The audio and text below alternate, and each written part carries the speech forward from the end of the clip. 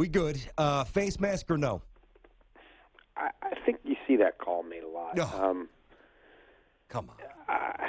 Hey, I mean, did he pull the face mask physically? No. Could the officials have seen that? I don't know. I mean, the head definitely jerked. You're talking about Aaron Rodgers.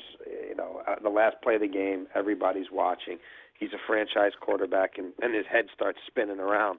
I think you'll see that flag thrown a lot. I'm not saying that that's right, and I think we're in a situation here where, and by the spring in the competition committee meetings, I have to think that they have expanded replay. Not to everything, but I think we're heading to a spot where everything in the final 2 minutes of a game or everything in the final 5 minutes of a game is going to be fully reviewable. Even penalties that are judgment calls? I think possibly. Ooh.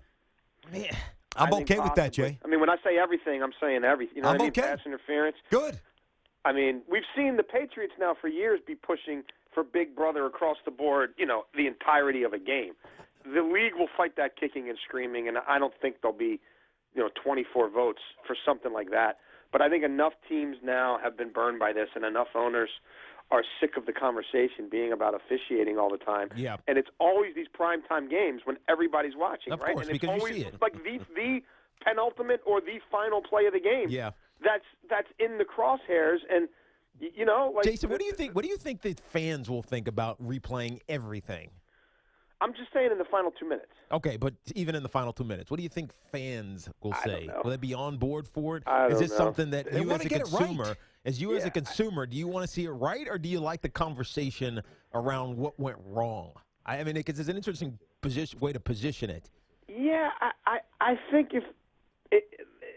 the more that this happens, I think the worse it looks in its totality. And I just don't know that's what it's good for the fans or the owners or anyone. For literally one of the prevailing conversations every morning after one of these primetime games to literally be focused on a couple of calls. I mean the Lions Seahawks thing in the back of the end zone.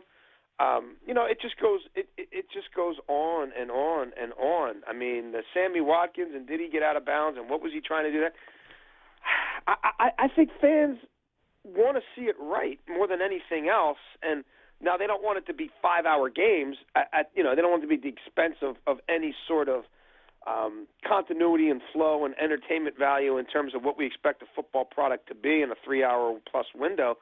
But this is not good enough. It's just not. And again, to me, this call, if this happens in a normal year, I don't think we're as ramped up about it. But because I don't think this one was nearly as egregious as some of these other ones.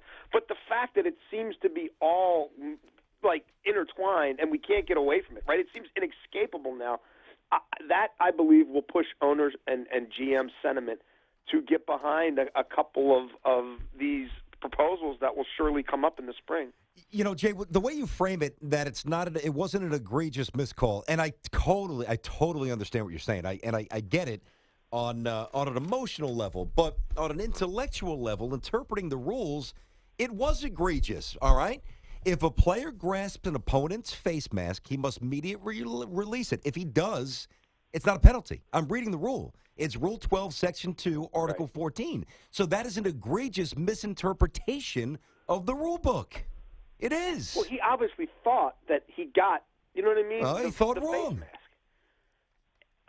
I mean, that mistakes are made. This to me is, again, I don't think it's to the. I think the spirit of this, to a degree, is right in that to that official in that moment, it looked like he had yanked it. Now, clearly he hadn't. Right? He got the shoulder pad. That's right.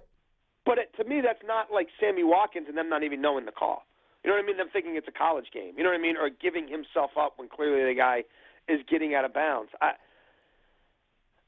I'm not defending it, but I can understand why that call was made. Some of these other ones, I literally can't. You know what I mean? I don't even get what the hell they were thinking. I understand where you're coming from. And it's frustrating, I know, just like it is for us to have to talk about it. It's one of those things that you don't have an answer for because it's so out of your control. On to games that matter. The Minnesota Vikings, I'm just looking at them and their schedule's 8-3 right now, sitting atop the NFC North. They have a big game that they need to win against Seattle. Seattle's coming to them, obviously. Is this team ready to do this? Because it feels like they were the trendy favorite before the season started. They had some down points, but now they're winning games when it matters. But this is one that they have to win. Can they get it done? I mean, look, I think this will be like most of these games. Flip a coin. It could go either way. A play here or two, a player here or there will decide it.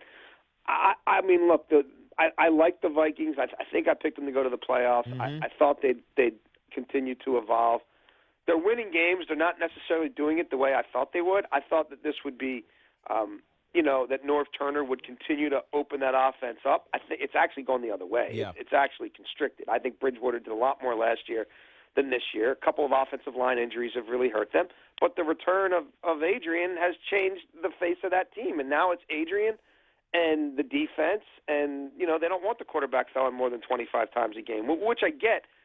I need to see someone in that passing game besides Stephon Diggs step up, though. Mm-hmm. I mean, somebody like Mike Wallace, does he play there anymore?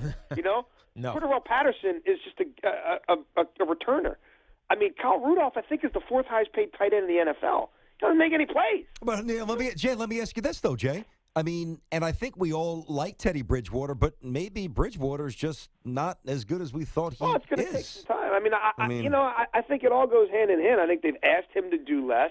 I think the guys around him. I mean, Mike Wallace was supposed to be a guy who takes the top off defenses. He doesn't.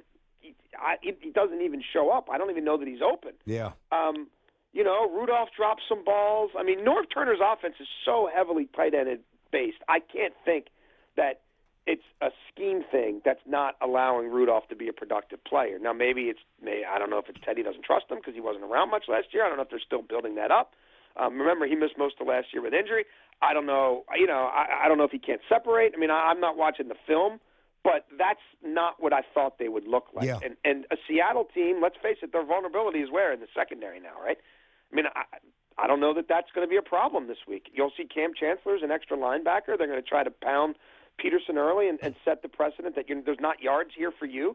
And then if one of these weapons, the supposed Vikings weapon, steps up and beats them, so be it. But I think that's what Pete Carroll will force them to do. Jason Luck forward with us here on CBS Sports Radio, Tiki and Tierney show. Jay, I think we've all touched this at Tiki and I did it yesterday actually, but at various points take the temperature on the coach's hot seat. Who do you think is really truly coaching for their jobs? Let's exclude the GMs. Keep it just to the head coaches for the final month of the season. Who's your list? Well, I mean, obviously the Lions. Last night that's one that could end up being fairly pivotal in the decision-making process there. Now, there's a chance they bring in a GM who's inclined to keep Caldwell, but he's someone who obviously is very much on the hot seat when you've seen all the firings that have already gone on there. Mm-hmm. I mean, you've got the interim guys. Neither of them, Campbell and Malarkey. Yep. They're not coming back. No. Sean Payton. I wouldn't call it a hot seat per se because they're not going to be like asking him to leave or anything, but I think there's going to be enough outside interest in him from other teams that are willing to trade for that contract. Yeah, we agree. I don't think he's back there. Mm-hmm. So again, is it a hot seat? I don't know, but certainly that's a coaching situation that you're going to monitor closely. Something's going to happen in St. Louis. I don't necessarily think it's Jeff Fisher, just because if they're a lame duck year, do they want to pay him $6 million to leave, and Stan Kroenke hires somebody else to coach a team that, unless they're playing in L.A., he doesn't seem all that engaged over. Mm-hmm. So should there be change there? Probably. I don't know whether it comes at the coaching level. It could be more coordinator changes. It could be something in the front office. I don't think San Francisco will make a change. What? I don't think they will. Wow. I think they're happy with this regime being what it is. What? And they're hitting the reboot button. Really? I think what's they happy about? And what's going to happen with their quarterback situation? Are they going to go with Blaine Gabbert? They might draft I think the he's kid playing from his Cal. way into their plans for next year, at least as a functional Band-Aid quarterback. He's played much better than I expected. Yes.